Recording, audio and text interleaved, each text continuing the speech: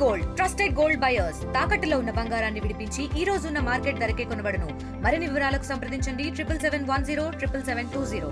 తెలంగాణ ఉద్యమకారులు మధుసూదనాచారి గారు మండలి వైస్ చైర్మన్ ఉన్నారు. సార్, ఈరోజు రెడ్ డైరీ అనేటువంటి స్టేట్మెంట్ చేశారు హరీష్ రావు గారు. నిజంగా వేధింపులు ఉన్నాయా అధికారుల నుంచి బీఆర్ఎస్ పార్టీ నాయకులపైన కార్యకర్తలపైన? రెడ్ డైరీ అన్నారు, వారి పేర్లు రాసుకుంటాం, అధికారులు జాగ్రత్త అనేటువంటి స్టేట్మెంట్ చేశారు. పోలీస్ స్టేషన్లు చాలా వరకు కాంగ్రెస్ పార్టీ కార్యాలయాలుగా పనిచేస్తూ ఉన్నాయి. గవర్నమెంటు అంటే కాంగ్రెస్ పార్టీగా ఉన్నప్పుడు ఎన్నికల సందర్భంగా అనేక హామీలు ఇచ్చినటువంటి హామీల వైఫల్యాలను సోషల్ మీడియాలో పోస్ట్ చేస్తే ప్రతి పోలీస్ స్టేషన్లో కూడా సోషల్ మీడియా మీద పోస్ట్ చేసినటువంటి వాళ్ళ మీద కేసులు అవుతా ఉన్నది.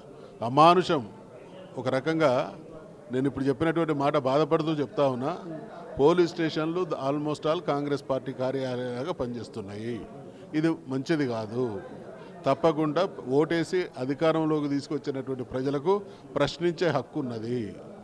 వాళ్ళ సమస్య ఏదైతే హామీ ఇచ్చిందో దాన్ని అమలు చేయాల్సినటువంటి బాధ్యతను విస్మరించి ప్రశ్నించిన వాళ్ళను జైలు పాలు చేస్తాం, పోలీస్ స్టేషన్ల పాలు చేస్తాం అనేది ఇది ప్రజాస్వామిక మౌలిక సూత్రాలకు భిన్నమైంది. ఈ వైఖరిని ఖండిస్తూ ఉన్నాం. ఇదే వైఖరి ఈ ప్రభుత్వ విధానం అయితే మేము పార్టీగా కూడా పెద్ద ఎత్తున దీన్ని ఆందోళన రూపేణ చేపట్టాల్సినటువంటి అవసరం వస్తుంది. తెలంగాణ ఫార్మేషన్ డే ఈరోజు జూన్ 2 రోజున ఒక క్లారిటీ ఇచ్చే ప్రయత్నం చేసినట్టుగా కనిపించింది ఈ సభ ద్వారా. మీ అంతా కూడా హరీష్ రావు ఒక మాట మాట్లాడారు ఇందాక, బీఆర్ఎస్ బీజేపీలో విలీనం అవుతుంది అనేటువంటి జరుగుతున్న ప్రచారానికి సంబంధించి పులి స్టాప్ పెట్టే ప్రయత్నం చేసినట్టుగా కనిపించింది. దాంట్లో కవితకు కూడా సమాధానం చెప్పినట్టేనా? ఒకరికి సమాధానం చెప్పడం కాదండి. బీఆర్ఎస్ పార్టీ అనేది అధికారం కోసం పుట్టినటువంటి పార్టీ కాదు. ఇది ఉద్యమ పార్టీ.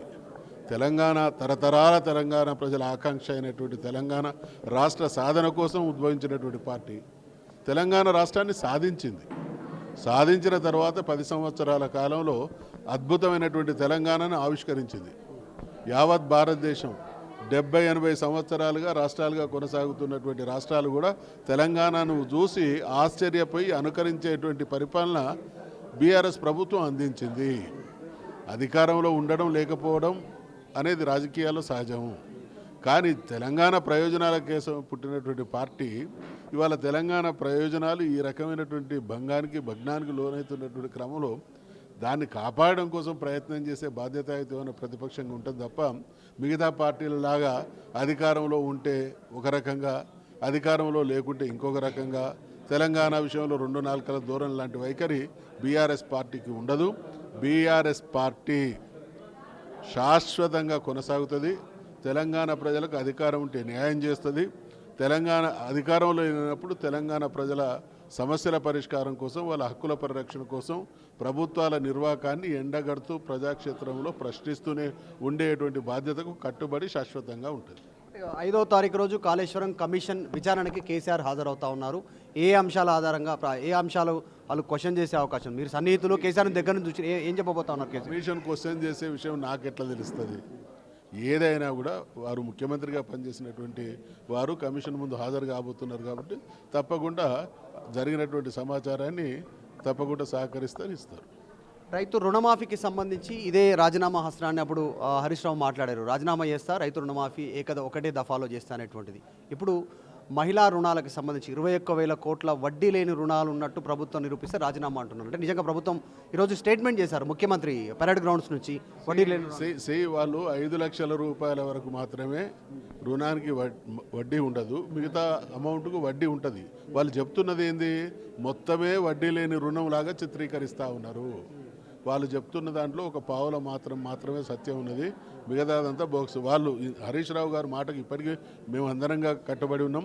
ఇచ్చినటువంటి మొత్తం అమౌంట్ కూడా వడ్డీ లేని రుణం అయితే వారు ఇచ్చిన మాటకు కట్టుబడి ఉంటారు. కవిత ఇష్యూ సంబంధించి ఏం జరగబోతుంది? క్లారిటీ ఏంది? మీరు ఎవరి విషయాన్ని వాళ్ళు అడిగితే, పార్టీ విషయాన్ని అడిగితే నేను కొంత బాధ్యుని కాబట్టి సమాధానం చెప్తాను. వ్యక్తులు కానీ నాయకుల విషయం, వ్యక్తిగతమైనటువంటి విషయాలు అడిగితే నా దగ్గర సమాధానం ఉండదు. ఇప్పుడు మీకు అంటే ఇది గంభీరమైనటువంటి సమయం.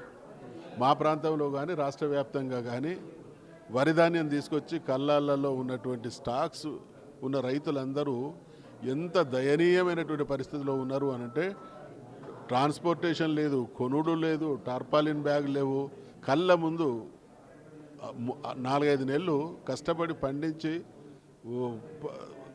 సెంటర్కు తీసుకొచ్చినటువంటి ధాన్యం వాళ్ళ కళ్ళ ముందే వర్షం పడి కొట్టుకపోతూ ఉంటే అంతకన్నా బాధాకరం.